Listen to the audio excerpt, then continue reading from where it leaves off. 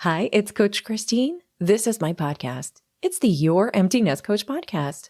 Today I discuss when we are forced to change course. And it's episode number 112. I work with mothers of high school students and beyond who are in the trenches with sad and possibly overwhelming thoughts about what their life will look like when their baby heads to college and begins to leave the nest. My client's big question is, what will I do with my time? Is this you?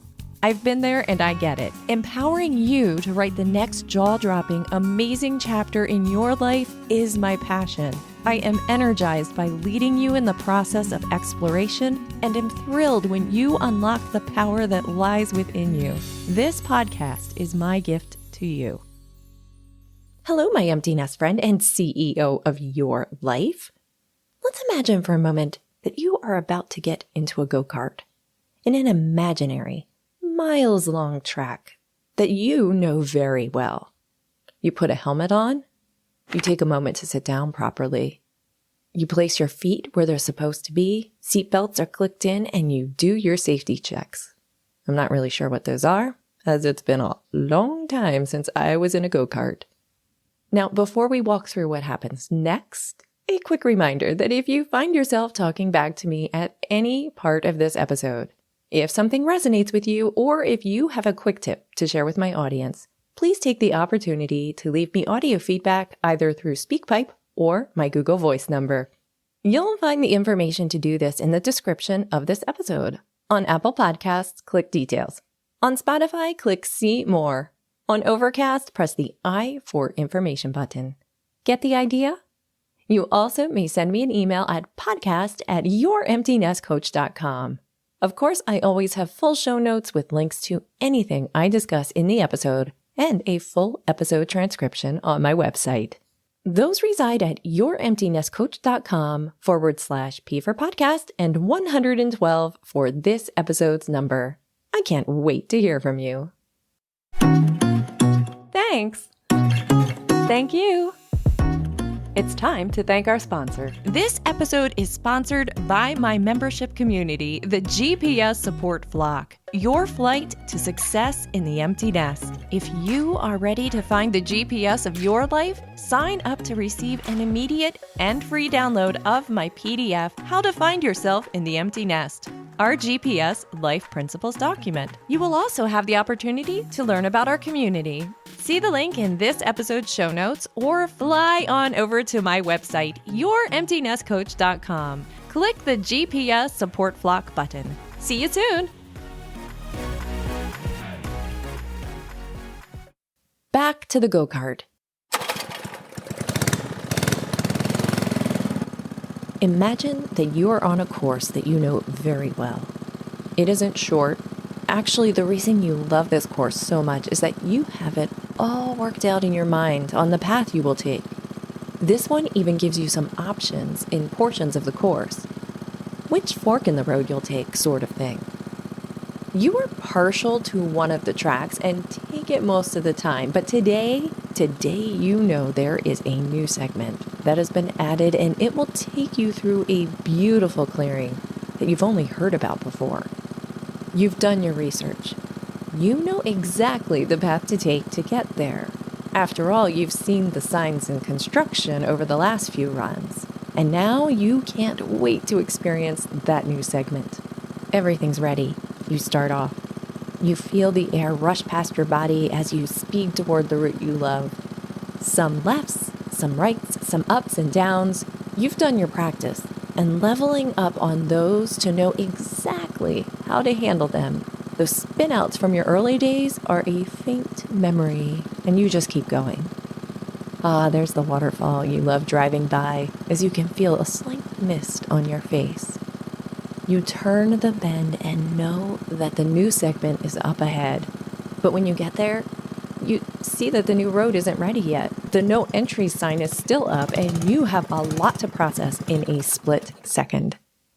Now, I've talked about this before. We have options in how we choose to react to the happenings in our life. Let's imagine that for a moment we could freeze frame where we are. We had a plan. We know where we want to go, but we can't go the way we had planned for whatever reason. We could stop our go-kart and make a scene. Well, we could even get out of the cart, knock down the barrier, and keep going out of sheer stubbornness. Typically, not the best option, but it is an option. We could stop the go-kart in a safe spot, regroup ourselves, feel the disappointment, take it in, and then move forward. We could be annoyed and give up go-karting forever, even turning the go-kart around and heading back to the beginning. That doesn't sound like the safest option, but you could do it. And then there is the option to see the barrier. It's there for the time being, decide it won't be there forever, and keep going forward on your usual path. Since we are already imagining a course that doesn't exist and have freeze-framed it, I'd like to give you some insight on why the barrier is there. A sinkhole opened up overnight that no one had expected, of course. The course operators left the barrier up, but were excited to open up a route just a tiny bit further down the course that will still allow you to get to that new clearing while avoiding the sinkhole. You couldn't have known this. Actually, no one does outside of the course operator, who's currently working on updating their website and letting their clients know. Let's go back to our freeze-framed options. Option 1 has us making a scene, using up a ton of energy, complaining about the circumstance. That's energy we could have avoided if we had just kept going. When we get back in the go-kart, we are so busy wrapped up in the drama that we have created in our minds that we don't see the new opening. I would normally say your protector is in full control and throwing thought deliveries in your house, and you let it happen. Option 2 that we discussed has us taking a moment to take a breather in a safe spot. We regroup, work through our disappointment, but all while taking in the moment we see the new opening ahead that we wouldn't have seen otherwise. Curious now? We get back in our go-kart to check things out. This is you feeling the feeling, reminding your protector who is in control, and considering the thought deliveries that are available to you, allowing you to move forward in a more peaceful place and open to new opportunities. Option 3 was to give up go-karting altogether. Oh, we were so close. And that is drastic. Plus, we risk injury and accident driving the wrong way on the course. Goodness gracious. Option 4 has us seeing the barrier and resolving quickly to be okay with it and keep going on the course that we've always been on. Hey, it's fun anyway. While we missed the new opening, the sign was super easy to miss. We get the notification as soon as we get back and have the opportunity to go try again with minimal drama. So how does this analogy resonate with you? Life isn't a one-way, smooth-sailing go-kart course or street. It has detours, it has bumps, it has U-turns sometimes. Yes, sometimes we change course consciously by making a decision, or we change our mind. But other times, life forces us to change course for one reason or another. Sometimes there's a new opening right away. Sometimes it shows up ages later, or never. But when we spend more time in the mental drama that our protector would like us to spin in, then we could easily miss the beautiful moments we so desperately want, or that we never even expected could happen. My beautiful friend, when you clear out the drama in your mind, you'll gain power and time in your life that you wish you had all along. I talked a bit about thought deliveries and your protector in this episode. I mentioned these in earlier episodes. If you are curious to learn more, see my show notes for links on those. Also, this episode is similar to my spider web of life concept that I talk about in episode number 26. In that one, the angle's a bit more for when you make the decision to change. But either analogy could work for this. You know me, always looking for new analogies for this journey called life. And why a go-kart? Honestly, I have no idea. It popped in my head, and I went with it. Of course, if you would like to dig into more detail with any of this, if you need accountability, or want me to cheer you on, all of this is included in my GPS support flock, where you can comment right below the episode. The questions I have for you in this episode are, 1, how do you do when you are forced to change course? And number 2, will this analogy help next time you are forced to change course?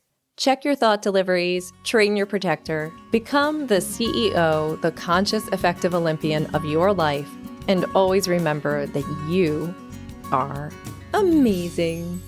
See ya.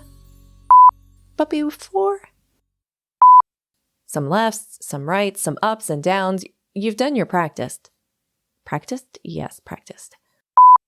Since we already are, I hope this isn't making noise the whole time. Still listening? I have some major things simmering in my mind lately. Is there anything simmering in yours? I'd love to know.